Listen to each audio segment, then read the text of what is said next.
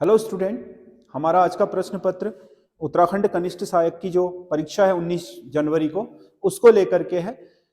मैंने आज के पेपर में सारी चीजों से अलग उत्तराखंड की योजनाओं और जो विभिन्न तरह की उत्तराखंड सरकार की नीतियां हैं उनको लेकर के आपके किस तरीके से क्वेश्चन बना सकता है उसको लेकर के बनाया है। बहुत इंपॉर्टेंट है, आप देखिएगा इसमें मैंने सारी उत्तराखंड की महत्वपूर्ण योजनाओं और महत्वपूर्ण जो आपके नीतियां हैं उत्तराखंड सरकार की जो हाल फिलहाल में पास हुई हैं उनको लेकर के इसकी फॉर्मेटिंग करी है। आपको देखने के बाद खुद ही पता चल जाएगा, तो इसे देखने के बाद आप कमेंट भी जरूर करिएगा कि आपको कैसा लगा। तो पहला, ई डिस्ट्रिक्ट परियोजना के संबंध में कौन सा कथन सत्य है? ई डिस्ट्रिक्ट परियोजना आपको पता है, ई डिस्ट्रिक्ट परियोजना पूरे भारत में चलाई जा रही एक परियोजना है जिसके तहत सारे सरकारी कार्यालयों का कंप्यूटरीकरण करके उन्हें डिजिटल नेटवर्क से जोड़ना था।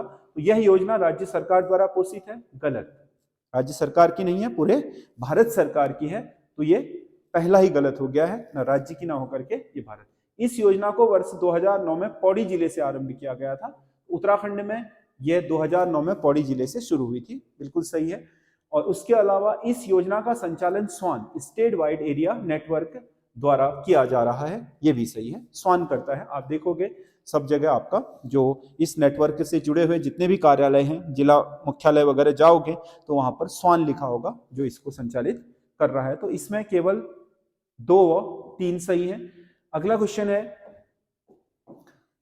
जमरानी बांध परियोजना के संबंध में कौन सा कथन सत्य है? यह परियोजना 1975 में योजना आयोग द्वारा स्वीकृत की गई थी। सही है, 1975 में योजना आयोग ने इसे अनुमोदित कर दिया था। इस परियोजना से उत्तराखंड और उत्तर प्रदेश में सिंचाई की जाएगी, बिल्कुल सही है। उत्तराखंड के आपका नैनीताल जिला, उधम सिंह नगर जिला और उत्तर प्रदेश का रामपुर और बरेली जिले को इससे सिंचाई के लिए लाभान्वित होना है। इस परियोजना की विद्युत उत्पादन क्षमता 14 मेगावाट। इसमें एक आपका विद्युत उत्पादक प्रोजेक्ट टरबाइन भी लगाई जाएगी जो 14 मेगावाट क्षमता की बिजली पैदा करेगी। तो इसमें 3 के 3 सही है, तो इसका सही आंसर डी होगा। अगला क्वेश्चन है, निम्नलिखित में से कौन सा एक सही सुमेलित नहीं है? Operation red fox. Operation red fox Uttarakhand में सुअरों से आतंक से निजात दिलाने के लिए था, क्योंकि जंगली सुअरों ने उत्तराखंड के सभी आपके जो ग्रामीण क्षेत्र हैं उसमें जो कृषि है उसको तहस नहस कर दिया था, तो उनसे निजात दिलाने के लिए ये ऑपरेशन चलाया गया था। ऑपरेशन प्रहार कुख्यात अपराधियों को पकड़ने के लिए उत्तराखंड पुलिस द्वारा चलाया गया ऑपरेशन था। ऑपरेशन जिंदगी कोरोना में लोगों को ऑक्सीजन देने के लिए था, नहीं। जो सिलकियारा सुरंग में फंसे हुए लोग थे उनके राहत और बचाव कार्य के लिए जो ऑपरेशन चलाया गया था वो था ऑपरेशन जिंदगी। तो इसका सही आंसर ये होगा, सिलकियारा सुरंग वाला। सिलकियारा सुरंग, ठीक है। तो ऑपरेशन मुक्ति भिक्षावृत्ति रोकने के लिए था उत्तराखंड में। जो छोटे बच्चों से जो अभाव में होते हैं, गरीब होते हैं, उनसे जो भिक्षावृत्ति कराई जाती है उससे उन्हें मुक्त कराने के लिए ऑपरेशन मुक्ति था। दिशा और ई पाठशाला चैनल के माध्यम से दिशा नहीं है, वो दीक्षा है। दीक्षा और ई पाठशाला के माध्यम चैनल के माध्यम से ऑनलाइन शिक्षा के लिए कौन सा प्रोजेक्ट आरंभ किया है? उत्तराखंड सरकार ने इन दोनों के माध्यम से आपका कोरोना काल से आपके पढ़ाई में व्यवधान न हो छात्रों के, उसके लिए आपका क्लैप कंटिन्यूटिंग आपका learning access program, continued learning access program CLAP को आरंभ किया था। तो इसका सही आंसर सी होगा। अगला क्वेश्चन है, उत्तराखंड में हेलीकॉप्टर के माध्यम से हिमालय दर्शन योजना किस वर्ष आरंभ की गई? तो ये 2015 में शुरू की गई थी हेलीकॉप्टर्स। अब इसमें सरकार कई सारी चीजें आपकी बढ़ाने की सोच रही है। आपको पता है कि जर्मनी की जायरोकॉप्टर कंपनी के साथ उत्तराखंड सरकार का समझौता भी हो चुका है, जो विभिन्न हेलीकॉप्टरों से आपके यात्रियों को, पर्यटकों को ले जा करके हिमालय के ऊपर से हिमालय का संपूर्ण दर्शन करा करके लाएगी। तो ये प्रोजेक्ट शुरू आपका 2015 में हो गया था। अगला क्वेश्चन है, निम्नलिखित योजनाओं को उनके शुरुआत करने वाले वर्षों के साथ सुमेलित कर सही विकल्प का चयन कीजिए। अटल खाद्यान्न योजना, गरीबों को जो आपका खाद्यान्न उपलब्ध कराने के लिए योजना चलाई गई थी, वो आपका 2011 में शुरू की गई थी। मेरा गांव मेरी सड़क, जो सड़कें आपका प्रधानमंत्री ग्रामीण सड़क योजना के अंतर्गत नहीं आती, क्योंकि पीएमजीएसवाई में क्राइटेरिया है। जो आपके फेज 1 में था 1000 की आबादी वाले गांव जुड़ने थे, फेज 2 में 500 की आबादी वाले। इससे कम आबादी वाले गांव जो सड़क से लिंक नहीं हो पाते थे, उनके लिए आपका मेरा गांव मेरी सड़क योजना शुरू की गई थी उत्तराखंड सरकार द्वारा 2014 में। इंदिरा अम्मा भोजनालय, आपके शहरों में जो आपके काम धाम करने वाले लोग होते हैं उनको सस्ती दरों पर आपका भोजन उपलब्ध कराने के लिए आपका इंदिरा अम्मा भोजनालय की स्थापना 2015 में की गई थी। आरोही परियोजना आपका एक पायलट प्रोजेक्ट के रूप में स्टार्ट किया गया था, जिसमें पहले शिक्षकों को माइक्रोसॉफ्ट एकेडमी में कंप्यूटर का प्रशिक्षण दिया जाएगा, फिर वो शिक्षक जाकर के स्कूलों में, इंटर कॉलेजों में अपने छात्रों को आपके कंप्यूटर की शिक्षा देंगे। तो ये 2002 में शुरू हुआ था। ए का 3, बी का 2, सी का 4, डी का 1, 3 2 4 1, 3 2 4 1, 3 नहीं 3 1 4 2 ऐसा होना चाहिए। 3 1 4 2, 3 1 4 2, बी सही आंसर है इसका। अगला क्वेश्चन है, अंत्योदय निशुल्क गैस रिफिल योजना के संबंध में कौन सा कथन सत्य नहीं है? अंत्योदय गैस रिफिल योजना उत्तराखंड में चल रही है। इस योजना को फरवरी 2023 में आरंभ किया गया, पौड़ी से, आपको पता है इस परियोजना को शुरू किया गया था।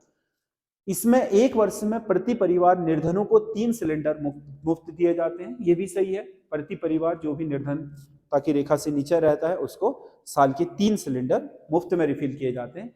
यह भारत सरकार की उज्ज्वला योजना का अंग है। ये उज्ज्वला योजना का अंग नहीं, उज्ज्वला योजना में फ्री गैस कनेक्शन है, उसमें रिफिल करने का कोई प्रावधान नहीं है। ये भारत सरकार की उज्ज्वला योजना और ये स्टेट गवर्नमेंट की अपनी योजना है। इस योजना में राज्य के 2.25 लाख परिवार आच्छादित है। ये भी सही है, तो इसका सही आंसर सी होगा।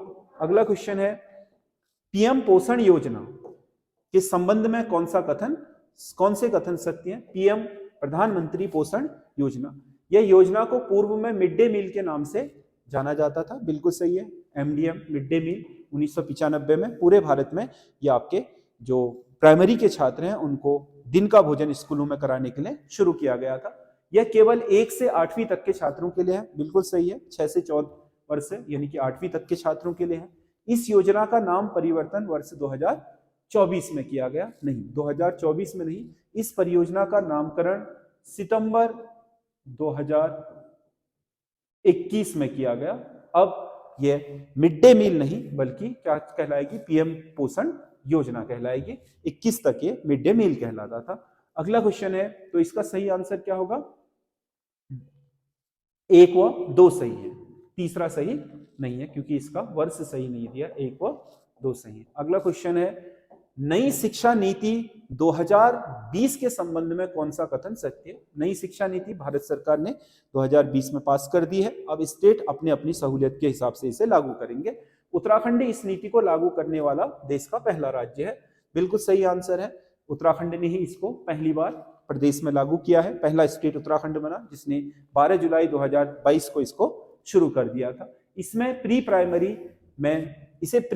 में लागू किया गया। प्री प्राइमरी मतलब 3 से 6 वर्ष, क्योंकि अब इस नीति में जो आपका बच्चे की स्कूली शिक्षा है वो 6 साल से 18 साल तक की आयु तक की होगी। 6 में 1 में एडमिशन होगा, 6 साल से पहले 1 में एडमिशन नहीं हो पाएगा और 18 साल में वो 12वीं पास होगा। तो इस तरीके से ये पूरे शिक्षा नीति 18 साल तक की बच्चों के लिए, आपका जो 12वीं तक के जो बच्चे हैं उसके लिए है शिक्षा नीति। इसमें प्री प्राइमरी आपका 3 से 6 साल होगा, मतलब बच्चे स्कूल जाने से पहले कहाँ जाए? आंगनबाड़ी में जाए। तो आंगनबाड़ी को अब इसके तहत क्या कहा जाएगा? बाल वाटिका कहा जाएगा। आंगनबाड़ी को क्या बोलेंगे? बाल वाटिका। ये भी सही आंसर है, बाल वाटिका के नाम से जाएंगी आंगनबाड़ियां। इस नीति को 12 जुलाई 2022 से उत्तराखंड में लागू किया गया था। तो ये वाला गलत हो गया है, तो डी इसका सही आंसर होगा क्योंकि गलत पूछा है कौन सा है। अगला क्वेश्चन है, पूर्व सैनिकों के कल्याण के लिए राज्य सरकार द्वारा किए गए कार्यों में कौन सा सही नहीं है? पूर्व सैनिक कल्याण कार्यक्रम जो चले हैं उत्तराखंड में,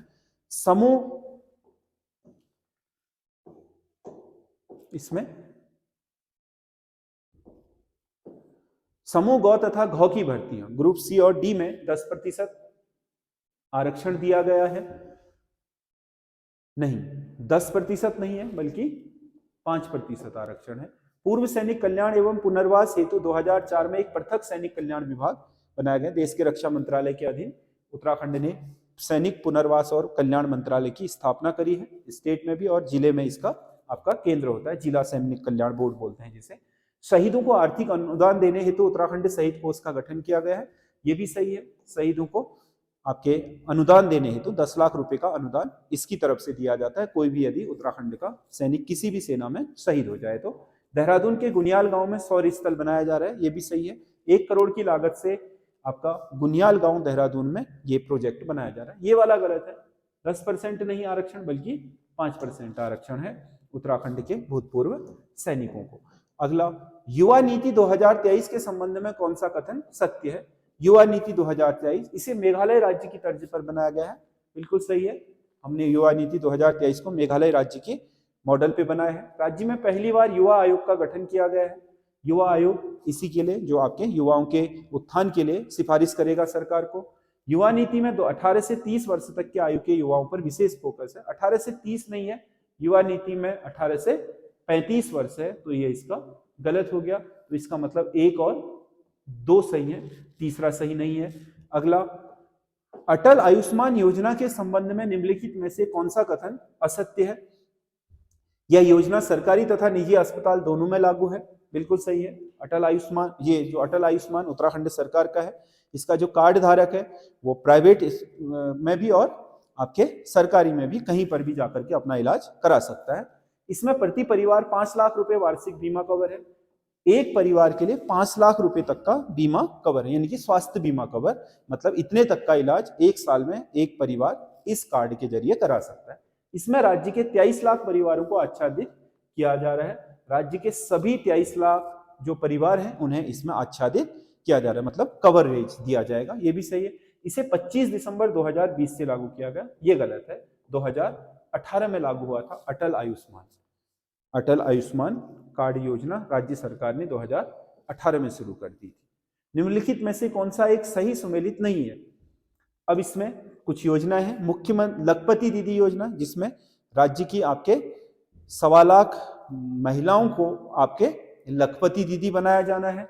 ये आपका 15 अगस्त 2023 को शुरू हो गई थी, सही है। मुख्यमंत्री घसियारी योजना, मुख्यमंत्री घसियारी सम्मान योजना, इसमें आपके जो पशु चारक हैं उनके लिए घास काटने का जो वजन है वो कम करने के लिए आपका जो हेल्दी चारा है पशुओं के लिए, उसे आपके सहकारी समितियों के माध्यम से आपके प्रत्येक समिति में उपलब्ध कराया जाएगा। सस्ता है, 2 रुपए किलो के माध्यम से उपलब्ध कराया जाता है मुख्यमंत्री घसियारी योजना।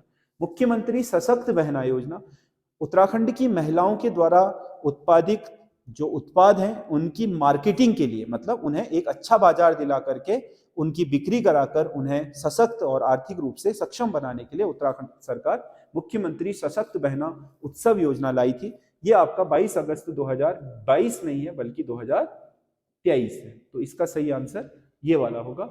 अगला है नंदा गौरा योजना। नंदा गौरा योजना जिसमें आपका किसी कन्या के पैदा होने से 12वीं पास करने तक के लिए आपका उसके पैदा होने के बाद उनके प्रसव, उसकी सुरक्षा, मतलब भ्रूण हत्या को रोकने के लिए, और उसके बाद हर बेटी स्कूल जाए उसको पढ़ाने के लिए, तो ये 12वीं पास होने पर आपके 51,000 रुपए की FD उसको दी जाती है, तो ये भी आपका सही है। तो इसका सही आंसर ये होगा, क्योंकि ये 22 होने के बजाय 23 है। अगला है स्टार्टअप नीति 2023 के संबंध में कौन सा कथन सत्य है? स्टार्टअप नीति शुरू करी है उत्तराखंड सरकार ने। इस नीति में अगले 5 साल में 1000 स्टार्टअप स्थापित किए जाएंगे, ठीक है। अगले 5 साल में मतलब 2028 तक आपके उत्तराखंड सरकार ने ये लक्ष्य रखा है कि 1000 स्टार्टअप नए लगाएंगे। इसमें राष्ट्रीय स्तर का पेटेंट कराने पर 1 लाख रुपए की प्रतिपूर्ति दी जाती है। यदि कोई अपने स्टार्टअप का पेटेंट कराए, कॉपीराइट कराए राष्ट्रीय स्तर पर, तो 1 लाख रुपए उसे प्रतिपूर्ति के रूप में सरकार देगी। यदि ये इंटरनेशनल आपका वीपो, वर्ल्ड इंटेलेक्चुअल प्रॉपर्टी में आपका उसको कॉपीराइट लेता है या पेटेंट कराता है, तो वो 5 लाख रुपए हो जाती है राशि। पंजीकृत स्टार्टअप को 10 लाख रुपए तक की एक मुफ्त सीड फंडिंग का मतलब किसी स्टार्टअप को शुरू करने के लिए सरकार द्वारा 10 लाख रुपए की आरंभिक जो पूंजी है वो सरकार द्वारा दी जाएगी। और यदि वो SC ST या फिर कमजोर वर्ग से, विकलांग से है, ऐसे अगर कोई व्यक्ति हैं तो उनको ये सीट फंडिंग 10 लाख की जगह 12.5 लाख हो जाती है। तो इसका सही आंसर है 3 के 3 सही है, सभी सही है। अगला क्वेश्चन है, महिला सुरक्षा के संबंध में दिए गए अधिनियमों में से कौन सा अपने अधिनियम वर्ष से सुमेलित नहीं है? दहेज निषेध अधिनियम, देश में दहेज प्रथा को खत्म करने के लिए आपका 1961 में दहेज अधिनियम लाया गया था। प्रसूविधा अधिनियम, प्रसूतिविधा अधिनियम 1965 नहीं है, ये भी 1961 में ही लाया गया था। को पता है भारतीय संविधान के अनुच्छेद 42 में लिख रखा है कि आपके नारी मानव उचित दशा में नारी प्रसूति सहायता, यानी कि नारी को प्रसूति के समय यानी कि उसके डिलीवरी के समय सहायता देना राज्य का कर्तव्य होगा, यानी कि नीति निर्देशक तत्व में। तो इसी के तहत 1961 में भारत सरकार ने प्रसूविधा अधिनियम बनाया, जिसके तहत आपके कोई महिला यदि प्रसूता है यानी कि बच्चा पैदा करती है तो उसे 6 माह तक की जो मैटरनिटी लीव है, मतलब मातृत्व अवकाश होता है, वो स्ववैतनिक दिया जाता है। तो ये इसका अधिनियम का था। समान पारिश्रमिक अधिनियम, मतलब पुरुषों के समान ही उन्हें भी मजदूरी मिले, इसके लिए 1976 में समान पारिश्रमिक अधिनियम लाया गया था। और प्रसव पूर्व लिंग परीक्षण निदान अधिनियम, मतलब किसी भी आपके गर्भवती महिला का प्रसव यानी कि डिलीवरी होने से पहले उसके गर्भ में स्थित जो शिशु है उसका लिंग परीक्षण कराना कानूनन अपराध है, जिसमें डॉक्टर के लिए भी और कराने वाले के लिए भी सजा और अर्थदंड का प्रावधान है। यह अधिनियम लाया गया था 1994 में। तो ये 3 सही है, ये वाला गलत है, तो इसका आंसर बी हो जाएगा। अगला क्वेश्चन है, मुख्यमंत्री वात्सल्य योजना का संचालन कौन सा विभाग कर रहा है? मुख्यमंत्री वात्सल्य योजना जो कोरोना काल में आपके जिसके माँ बाप मर गए और उसकी आयु कम है तो 21 साल तक के उसके भरण पोषण और आपके शिक्षा की व्यवस्था करना और प्रति माह उन्हें 3,000 रुपए की पेंशन देना, इसके लिए आपके उत्तराखंड सरकार द्वारा मुख्यमंत्री वात्सल्य योजना संचालित की जा रही है। इसका नोडल जो विभाग है वो आपका महिला सशक्तिकरण एवं बाल विकास विभाग है। वैसे समाज कल्याण के अधिकतर ऐसी जो चीजें हैं उसे समाज कल्याण करता है, लेकिन इसे समाज कल्याण विभाग न करके महिला सशक्तिकरण एवं बाल विकास विभाग कर रहा है। अगला क्वेश्चन है, मुख्यमंत्री पलायन रोकथाम योजना के संबंध में कौन सा कथन असत्य है? मुख्यमंत्री पलायन रोकथाम योजना, यह योजना वर्ष 2020 में आरंभ की गई, बिल्कुल सही है। मुख्यमंत्री पलायन रोकथाम योजना जो आपका पलायन निवारण और ग्राम विकास विभाग है उसके द्वारा, इसका उद्देश्य सीमांत जिलों में पलायन को रोकना है। जो हमारे सीमांत जिले हैं जैसे चंपावत है, पिथौरागढ़ है, क्या बोलते हैं उत्तरकाशी है, चमोली है, इन जिलों में हो रहे आपके जो पलायन है उसको रोकने के लिए है।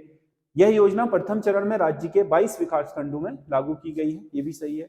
इस योजना को रुद्रप्रयाग जिले से आरंभ किया गया, रुद्रप्रयाग जिले से नहीं बल्कि आपका पिथौरागढ़, चमोली और अल्मोड़ा के आपके पहले इन जिलों से इसे स्टार्ट किया गया है। और इसमें ग्राम्य विकास विभाग के माध्यम से कई रोजगार परक आपकी गतिविधियां की जाएंगी ताकि लोग रोजगार की तलाश में वहां से पलायन ना करें और उस क्षेत्र की डेमोग्राफी में चेंज ना हो, इसके लिए ये योजना लाई गई है। तो इसका सही आंसर डी होगा। अगला क्वेश्चन है, अपनी सरकार आपके द्वार योजना में कितनी सरकारी सेवाओं को सम्मिलित किया गया? अभी 2023 में सरकार ने अपनी सरकार आपके द्वार योजना शुरू की है ताकि सरकारी सेवाओं को जन जन तक पहुंचाया जा सके। तो इसके लिए आपका जो उत्तराखंड में 576 सरकारी सेवाएं हैं सभी की सभी को इसमें सम्मिलित कर लिया गया है। अगला क्वेश्चन है, नई सौर ऊर्जा नीति 2023 के संबंध में कौन सा कथन सत्य नहीं है? इस नीति में 2027 तक 2500 मेगावाट बिजली का उत्पादन सोलर पावर प्लांट से किया जाएगा, बिल्कुल सही है।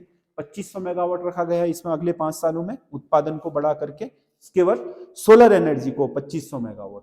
हमारे राज्य की लगभग मांग ही आपके 4500 से 5000 मेगावाट है, यानी कि आधी हमारी मांग का किससे पैदा कर लेंगे हम? सोलर एनर्जी से। अब कोई भी सरकारी जमीन को लीज पर लेकर सोलर पावर प्लांट लगा सकता है। पहले यह था कि आपको अपनी ही नाप भूमि पर सोलर पावर प्लांट लगा सकते थे जो आपके क्या है कॉमर्शियल प्लांट है, लेकिन अब अगर कहीं पर सरकारी भूमि है तो उस सरकारी भूमि को आप लीज पर किराए पर लेकर के भी वहां पर अपना कॉमर्शियल प्लांट लगा सकते हैं। इसके लिए जो उरेडा है उसको नोडल एजेंसी बनाया गया है, वो राज्य में आपके लैंड बैंक का निर्माण करेगी और उसके माध्यम से लोगों को लीज पर जमीन को दे करके वहां पावर प्लांट लगवाएगी।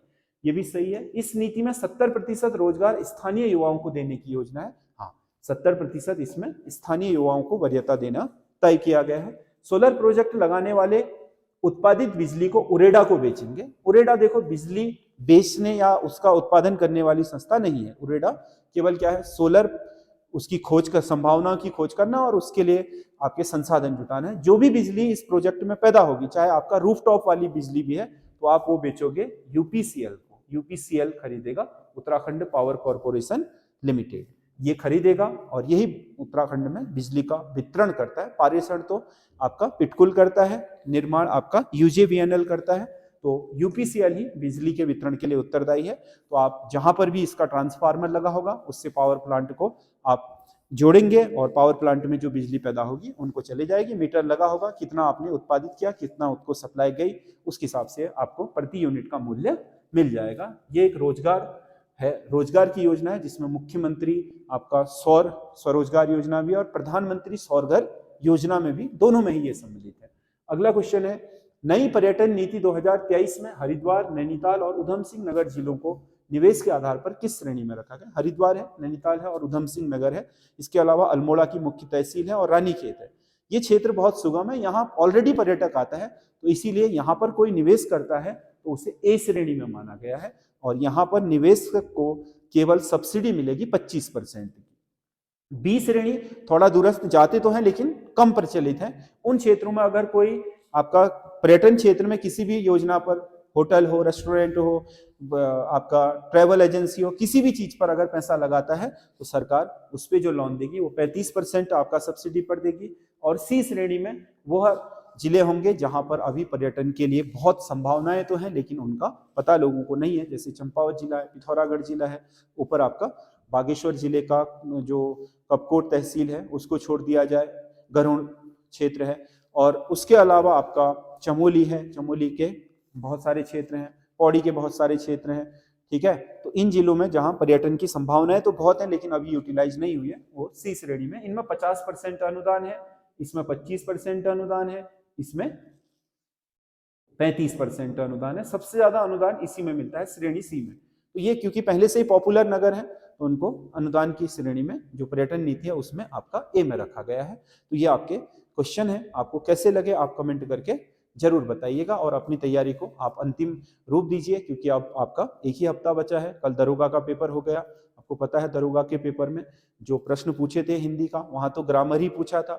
और कोई भी जो इसको दे रहा हो वो उससे रिलेट ना करें, क्योंकि यूके SSSC का सिलेबस बिल्कुल अलग है, यूके PCS का सिलेबस बिल्कुल अलग है। यूके PCS ग्रामर पे फोकस करता है, ये आपका ग्रामर आधा अन्य चीजें, मतलब 10 नंबर का ग्रामर आएगा ले दे करके सारा शब्द और ग्रामर, और उसके अलावा 10 नंबर में उत्तराखंड के कुमाऊनी, गढ़वाली, इन सारी चीजों को लेकर के चीजें बना रहा है, पत्रों को लेकर के या जो आपके क्षेत्र में अलग चीजें हैं उनको लेकर के बना रहा है हिंदी में।